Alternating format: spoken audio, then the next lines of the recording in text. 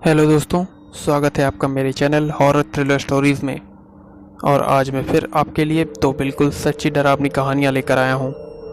तो दोस्तों, वीडियो में अंत तक बने रहें और मज़ा लें सच्ची डरावनी कहानियों का। दोस्तों, ये घटना परेश जी के साथ घटी थी।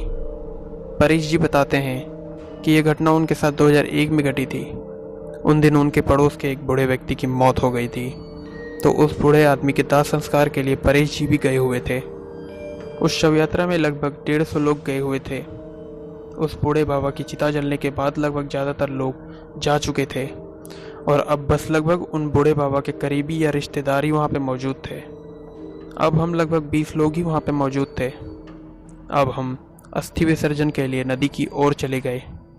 वहाँ बाकी लोग शुद्ध होने के लिए नहाने लगे, पर मुझे पता था कि अस्थि विसर्जन करने वाले व्यक्ति के साथ किसी आदमी का होना जरूरी है, वरना मरने वाले की आत्मा अस्थि विसर्जन करने वाले को अपनी ओर खींचती है। अब उस बूढ़े आदमी का बेटा मेरे आगे आगे ही नदी में बढ़ रहा था और उसने अस्थियां नदी में बहाई और एक डुबकी लगाई। पर लगभग 10 सेकंड तक जब वो बाहर नहीं निकला तो मैं थोड़ा डर गया और मैंने बाकी लोगों को चिल्लाकर बुलाया। मैंने भी पानी में डुबकी लगाई।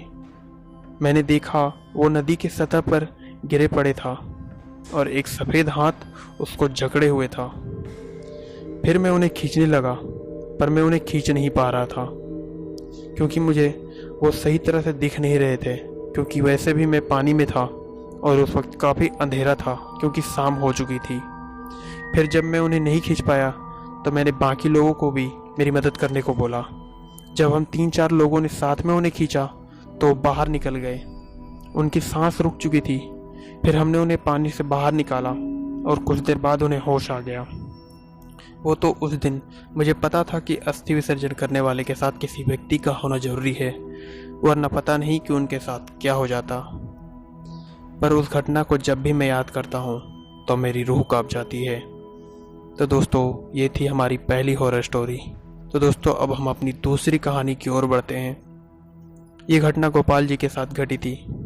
गोपाल जी बताते हैं कि उनके बगल वाले घर में एक बूढ़े आदमी की तबीयत काफ़ी दिनों से खराब थी और आखिरकार एक दिन उस बूढ़े आदमी की मौत हो गई। शाम का समय था, इसलिए सारे सगे संबंधी भी नहीं आए थे और ना ही रात में अंतिम संस्कार हो सकता था। रात के समय गोपाल जी और उस बूढ़े आदमी का बेटा लाश के पास ही बैठे थे, क्योंकि लोगों का मानना है कि अगर मृत शरीर के पास अगर कोई रात में आदमी ना हो तो बुरी आत्माएं उसमें वास कर लेती हैं। अब रात के लगभग 1:30 बज चुके थे और उनके बेटे की रो रो के हालत ख़राब थी। तो गोपाल ने उनके बेटों को काफ़ी समझाया बुझाया और उनसे जाके सो जाने को कहा। अब आंगन में गोपाल जी अकेले ही लाश के पास बैठे थे कि लगभग आधे घंटे बाद उन्हें आंगन के बाहर मौजूद अमरूद के पेड़ से कुछ हलचल सुनाई दी। अब गोपाल का ध्यान उस पेड़ की ओर था। हवा बिल्कुल भी नहीं चल रही थी, पर वो पेड़ बार बार हिल रहा था। गोपाल जी को अब काफ़ी ज़्यादा ठंड लग रही थी, जबकि वो महीना गर्मी का था।